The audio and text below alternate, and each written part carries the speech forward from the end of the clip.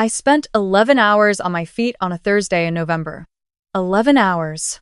I want you to remember that number because I think about it every single time someone in my husband's family texts me now asking why I seem distant. It started the week before Thanksgiving.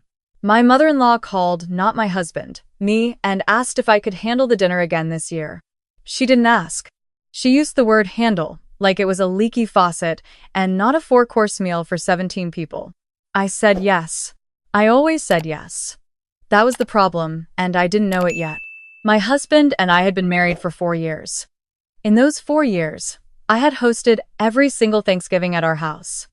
Every Christmas Eve, every Easter brunch, every birthday party for his nieces and nephews because his sister said our place had more room. We had more room because we paid for more room, but that detail seemed to get lost every time someone needed a venue. I want to be fair. I loved cooking. I genuinely did. I grew up watching my grandmother turn a small kitchen into something that felt like the center of the universe. She used to say that feeding people was the most honest thing you could do for them. I believed that. I still believe it, actually. I just learned that not everyone receives food the way my grandmother meant it to be given. The Tuesday before Thanksgiving, I drove 40 minutes to the good grocery store, not the one near our house. The one that had the specific brand of cream my mother-in-law preferred for her coffee. The one that carried fresh sage instead of dried. The one where the turkey was never previously frozen. I spent $340. I have the receipt. I kept it. I don't know why I kept it at the time. Something in me knew. I think. Wednesday, I brined the turkey overnight. I made 2 pies from scratch, 1 pumpkin. 1 apple because my brother-in-law's wife was trying to avoid one of the ingredients in store-bought crusts, but couldn't remember which one. So, I just made everything from scratch to be safe. I prepped the stuffing. I made the cranberry sauce. I set the table with the good dishes, the ones we'd gotten as a wedding gift and only used for company. My husband helped me move the extra folding table from the garage. That was his contribution. I'm not being cruel, that's just what happened. Thanksgiving morning. I was up at 5. I had a coffee, I had a plan, and I felt genuinely good. There is something satisfying about an organized kitchen on a cooking day. Everything had its place. I had a handwritten timeline on the counter, what went in the oven when, what needed to rest, what needed to be reheated at the last minute. My sister called while I was starting the turkey, and we talked for 20 minutes while I worked. She offered to come over early and help. I told her I was fine. That was also a mistake. People started arriving around 2 in the afternoon. My mother-in-law came first, which was not unusual. She walked in, looked around the kitchen, said something smells a little heavy, and went to sit in the living room. I told myself she was tired from the drive. By 3 o'clock, the house was full. My father-in-law, my mother-in-law, my husband's older brother and his wife and their 2 kids, his younger sister and her boyfriend, 2 cousins I had met maybe 4 times, and an aunt who had apparently been added to the guest list at some point without anyone telling me, which meant I was 1 plate short and had to run to the garage for a folding chair and rearrange the entire seating situation while still monitoring 3 things on the stove. Nobody offered to help. His brother asked me where the beer was. His sister asked if I had anything diet. His mother asked if I was using salted or unsalted butter in the mashed potatoes, and when I said salted, she made a sound, just a small sound. Barely anything that I chose not to hear. Dinner was ready at 4:30. I brought everything out. Turkey, stuffing, mashed potatoes, green bean casserole, roasted Brussels sprouts, dinner rolls, cranberry sauce, gravy from the drippings. I had been on my feet since 5 in the morning. Everyone sat down.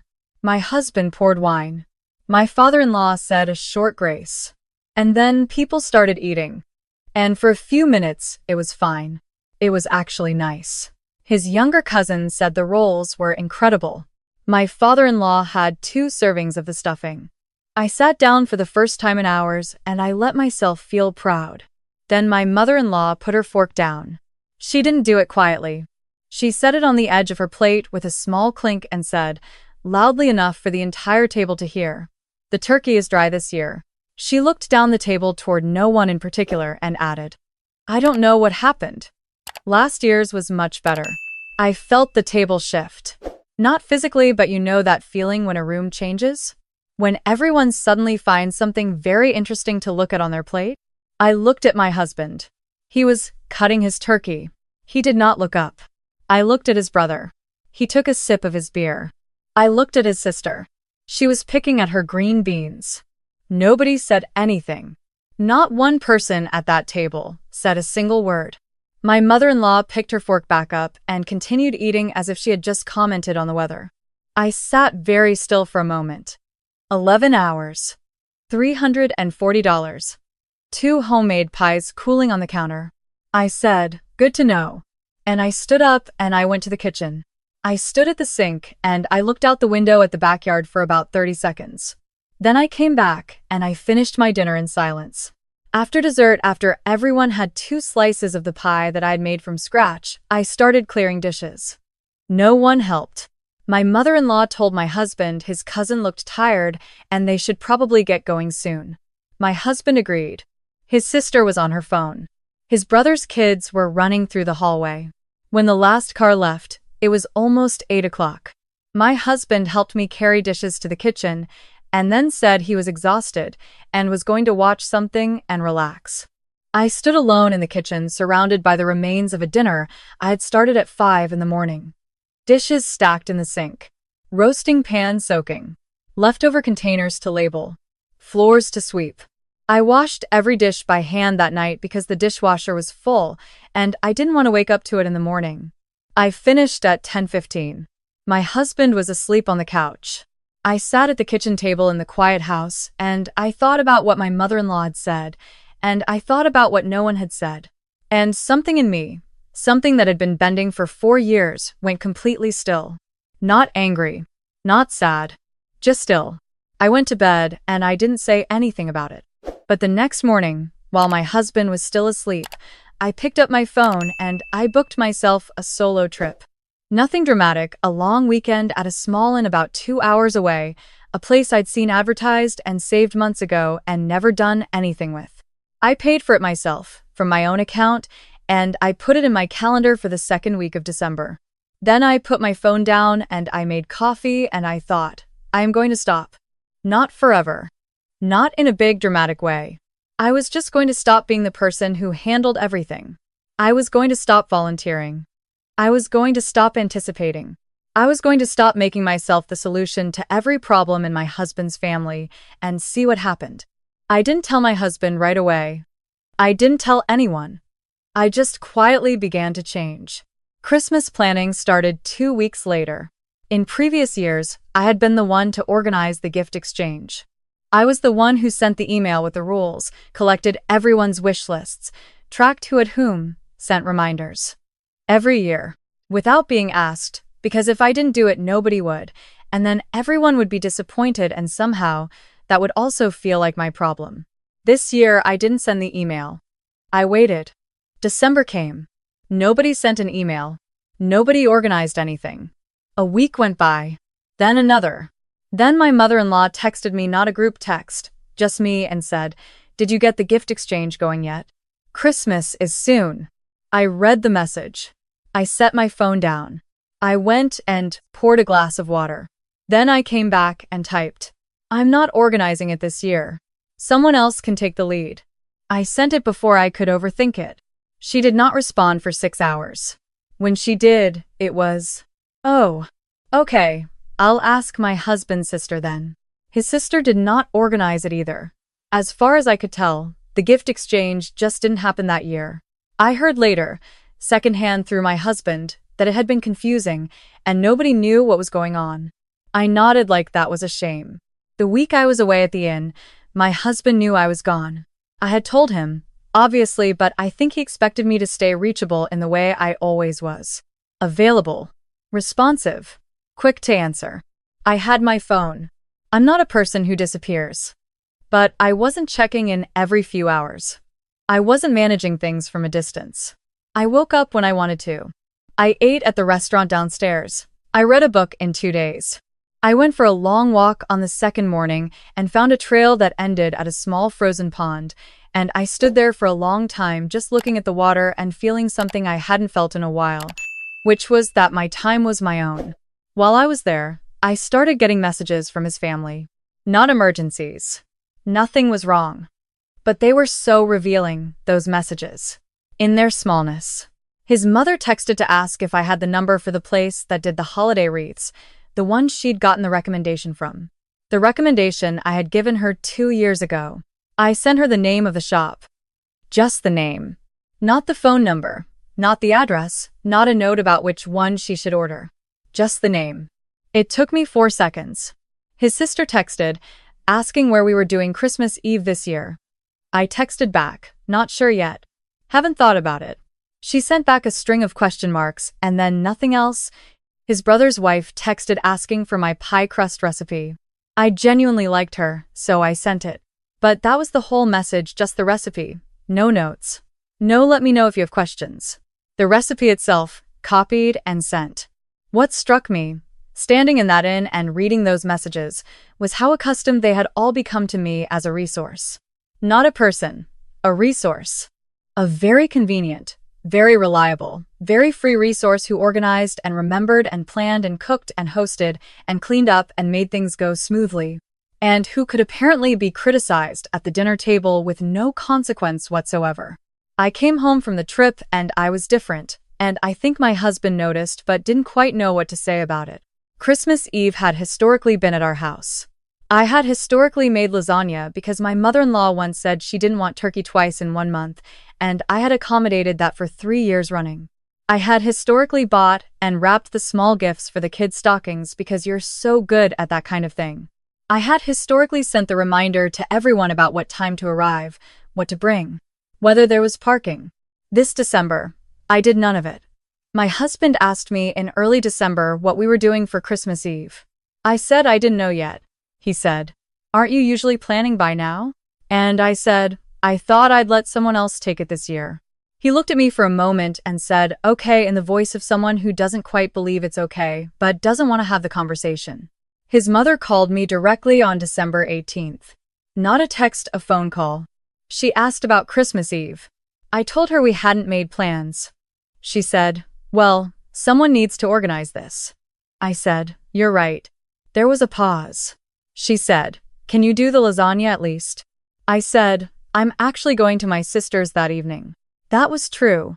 My sister had invited me weeks ago and I had, for the first time in 4 years, said yes. She said, "Your sister's? But we always do Christmas Eve together." I said, "You're welcome to make plans and let us know it works." She said she would talk to my husband. She did talk to my husband. He came home that evening and asked if everything was okay. I said everything was fine. He said his mom had called him. I said I knew. He asked if I was upset about Thanksgiving. I looked at him and I said, "A little, yeah," he said. "She didn't mean anything by it." I said, "I know." And I went back to what I was doing. That was the extent of that conversation. Christmas Eve, I went to my sister's. My husband came with me, which I had not expected but was glad for. We had a genuinely nice time. My sister made a big pot of soup and her husband made bread, and they had little battery-operated candles everywhere, and it felt warm in a way that our holidays hadn't felt to me in a while. On the drive home, my husband held my hand and said, "This was actually really nice." I said, "Yeah, it was." His family had apparently done something at his brother's apartment. It was fine, from what I gathered. Takeout pizza. Everyone a little scattered because nobody had handled the logistics, the kids a little overstimulated, his mother in a mood. I got that information gradually, in pieces, and I received each piece with genuine neutrality. New Year's came and went. January was quiet. What I didn't expect was how much smaller I would feel temporarily once I stopped doing all of it. That's something I want to say because I think it matters. I had gotten so much of my sense of usefulness from being the person who kept everything running that when I stopped, I went through a few weeks of wondering if I was being selfish. Wondering if I was being cold. Wondering if the version of me that cooked for 17 people and organized the gift exchange and remembered everyone's preferences was the better version of me, and I was just abandoning her out of spite. I brought it up with a friend of mine over coffee in January. She had known me since before my husband, before the marriage, before all of it. I told her everything, the Thanksgiving comment, the silence at the table, the way I had just quietly started pulling back. She listened to all of it and then she said, "Do you feel like you were doing all of it because you wanted to, or because you were afraid of what would happen if you didn't?" I thought about that for a long time. The honest answer was both. And then, eventually, neither. I had started doing it because I wanted to. I had kept doing it because I was afraid. And I had stopped doing it because I finally asked myself what exactly I was afraid of and realized the answer was nothing real. I was afraid of a vague discomfort. I was afraid of being seen as difficult. I was afraid of the absence of approval from people who had never actually given me consistent approval to begin with. That was a clarifying thing to understand. February was my birthday. In previous years, I had planned my own birthday dinner, made the reservation, coordinated who was coming. This year, I told my husband I wanted him to plan it. He did. He made a reservation at a place I'd mentioned once, months earlier. He got a small cake from the bakery I liked. He invited my sister and his sister and kept it small and genuinely low-key. It was one of the better birthdays I'd had in years, which says something, though I'm not sure exactly what. His mother did not attend. She said she had a conflict. She sent a card that arrived 3 days late. Spring came. His family started talking about a summer gathering, something at a lake house a cousin was renting in July.